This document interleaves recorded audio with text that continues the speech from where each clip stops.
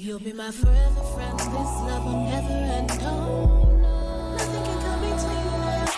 No, never with you. Do you find it easy to find women that are open to advice?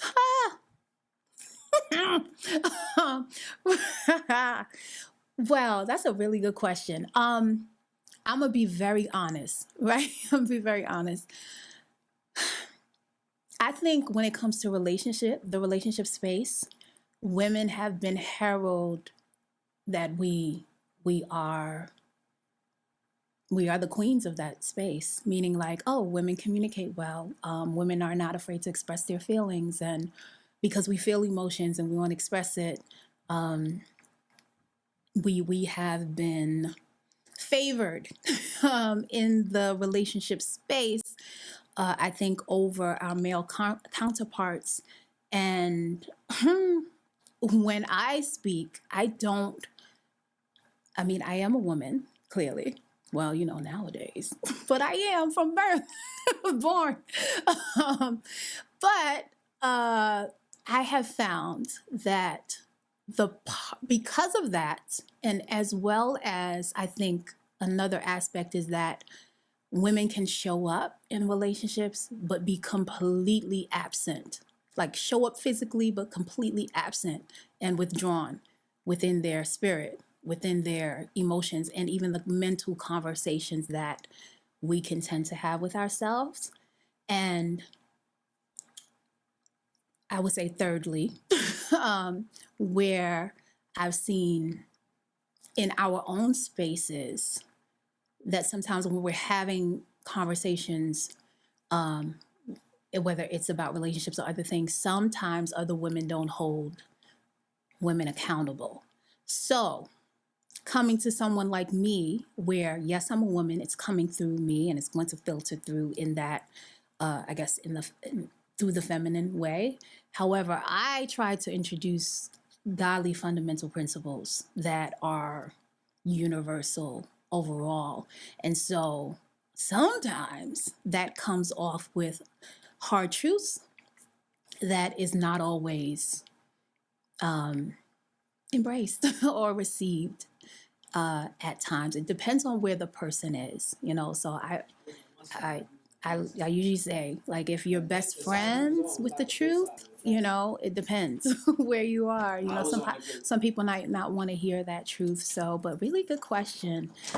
Really good question. But I have found that those three things that have occurred with women that make it hard to kind of get in a space. And oftentimes when I've had couples come in, the woman usually, whether it's the husband or, a boyfriend or someone that she has to be that she's trying to figure out, she usually comes in with like, okay, we're going to come down, we're going to sit down, and she's going to let him know, and then it kind of like, as we're having the conversation, it's like flipping, like, wait a minute, this is not what I not what I expected. This is the way that this should go, and it's because of many of those things, because the lack of accountability piece, and as well as we've been heralded to be the people who know how to navigate this space, because of our ways that we can communicate and express and things like that, the external things. But oftentimes when people come to me, I deal with the internal communication that is occurring way before you've expressed it, and what you communicate isn't, I don't want to say it like this, that it's not as important. I will say it like this: what you communicate should be filtered through the truth, because it's going to be very hard to distinguish, or for that person to embrace what you're saying, if the truth hasn't had the opportunity to kind of appropriate what you're trying to give them. you know? So the best way, I'll give a really simple example that I think hopefully will make it clear. There are certain music you listen to, you know, I'm an artist as well as I do the coaching. And I'm also if anybody comes here, you are going to hear me talk about God over and over and over again, because that's just my experience and I'm a believer. And so I can't detach me from the truth of how my life has unfolded. And so those elements of who I am come through my music, they come through the coaching. And so you can, if you pay attention, whether you listen to music, there's certain music that puts you in a certain type of space, you know, like maybe if it's a chill vibe, maybe if it's a, I don't know, gospel song is inspirational to you, or maybe if it's not titled quote unquote gospel, but you can listen to the music and you feel refreshed and you feel like energized. That's because, you know, the energy of the person who's singing it is not detached from the music that they're making. And sometimes when people see that the wisdom that I offer, that it is grounded in godly truths, they say, why don't you just, you know, only sing gospel music and things like that? And mind you, I am not um, resistant from that. But what I will say to them oftentimes is that, you know, music was created by God. And all of the things that we can express and talk about, whether it's intimacy in a relationship, whether it's praise towards God, whether it's trying to navigate through this challenging aspects of life, all right, created by God. And so the musician gets to be the person who gets to be the messenger, the voice. So the music isn't corrupt by itself.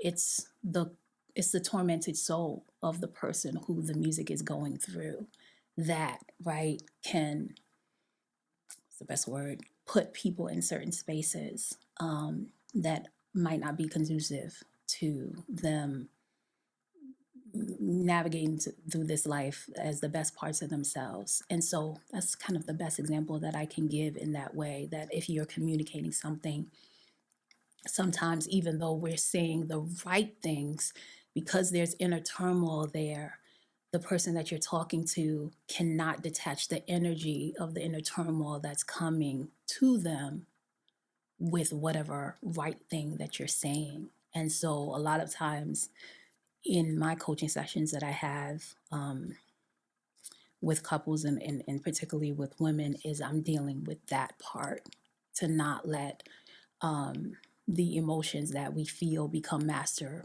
over us, and to understand that, you know, even though you're saying something, you think that it's right. If the idea in a relationship, especially if you're in a marriage situation, is not to be right, but to right. I don't want to say make the situation right, but focus on how we can, right, come to really the truth of the matter and then grow from there.